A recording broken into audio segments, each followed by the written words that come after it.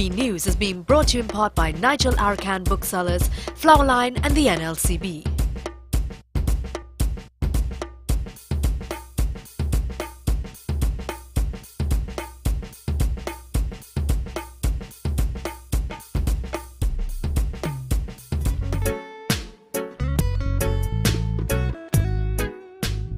Yes, I think the level of crime is becoming more violent because we're seeing an increasing rise in more violent crimes.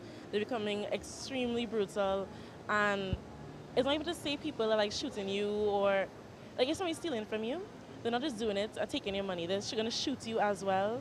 So it's just getting rapidly more worse, and we really need a solution to it. Yes, I do.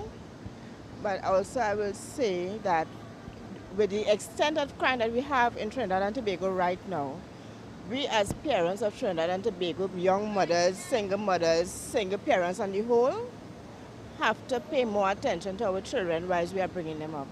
Because the crime does not start when they get big. It starts from our nurturing them from little kids.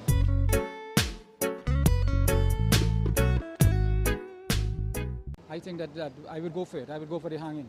So that could put some fear into the people's mind and probably, give them second thought as to if they're going to commit a crime, what they will have to pay the penalty for it, I think they should resume it because if the criminals see that something is being done about their actions, hopefully that they will stop, and it's a drastic measure, but I think it will pay off in the end.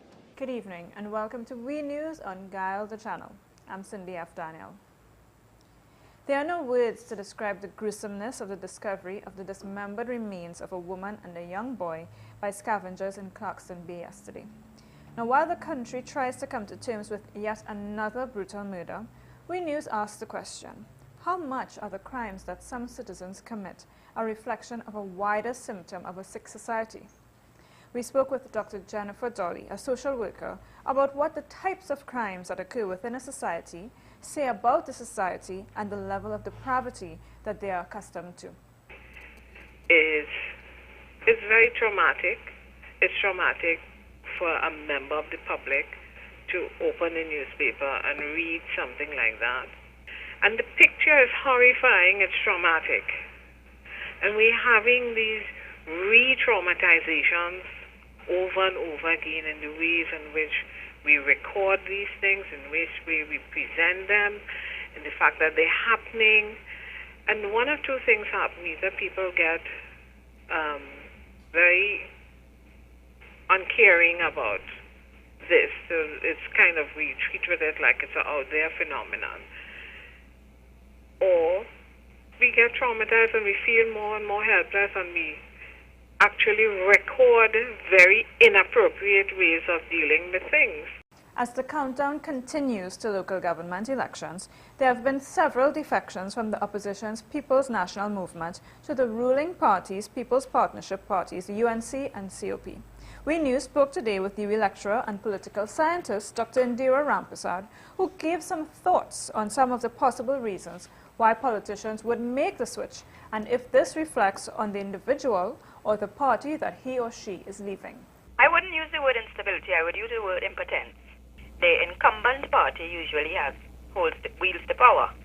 And when you see politicians move and you question what are their motives, generally, if they think, if it's selfish motive, which I think it generally is, they're going to move to the party that wields the power. And there's also an unselfish motive, somewhat, in the sense that as opposition members, particularly in local government elections, their hands are tied. Having 12 seats in the parliament, it doesn't put the opposition in a position of strength at any rate. So I think it's really a very rational decision on the part of the politicians. I subscribe to the view that it is about power. Politics is about power, who gets what, when, and where. And the politicians are going to do just that. We News also spoke with former chairman of the PNM, Conrad Enel, about the concept of defecting from one party to another and whether it reflects a change in the politician's values or a conflict with the party's ideological position.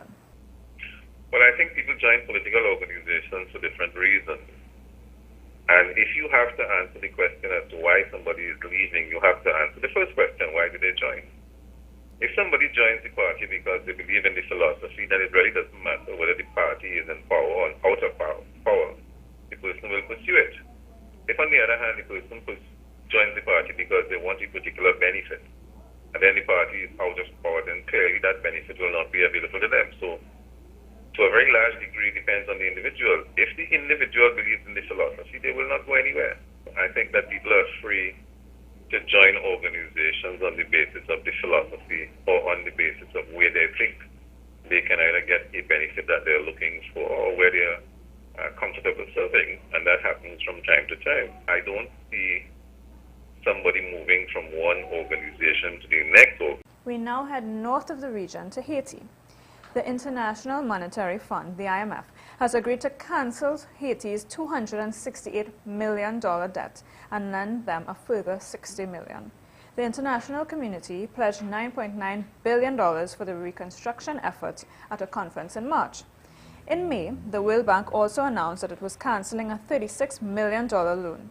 The IMF's managing director, Dominique Strauss-Kahn, said yesterday it was important for donors to start delivering on their promises so that reconstruction efforts could be accelerated. The new 3-year loan from the IMF is intended to boost Haiti's international reserves and help the central bank manage potential swings in the value of the local currency that could arise from large aid flows going into the country. Now, it will be interest-free until the end of 2011, and after that, the rates will remain low. We News spoke today with Kafra Cambon of the Emancipation Support Committee about the history behind this enormous debt. That debt that crippled Haiti throughout the 19th century, coming right up into the earlier part of the 20th century, that debt was eliminated a long time ago. What we are looking at now is debt that a lot of it was accumulated during the Duvalier dictatorship, and more debt accumulated under the UN imposed administration. And part of that debt really and truly is quite challengeable because it was given knowing that it was not for the benefit of Haitian people. Cambon also stressed the need to recognize that a zero debt balance did not, in fact, guarantee Haiti's success economically or socially.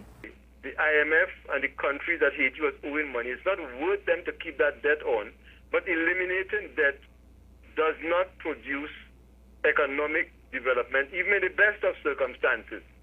And certainly in Haiti's circumstances, it is not going to be any real contributor to economic development at this time. It's the kind of measures that are taken by the government and people of Haiti that essentially will develop, and donors and partners. That assistance, of course, but that is what will determine whether Haiti is on a path to development. As Mr. Cambon mentioned, although the news from the IMF has lessened the weight on the devastated Caribbean island, there is still a need for continued support. We're taking a quick break now, and when we get back, another update with Reagan on the HIV/AIDS conference in Austria.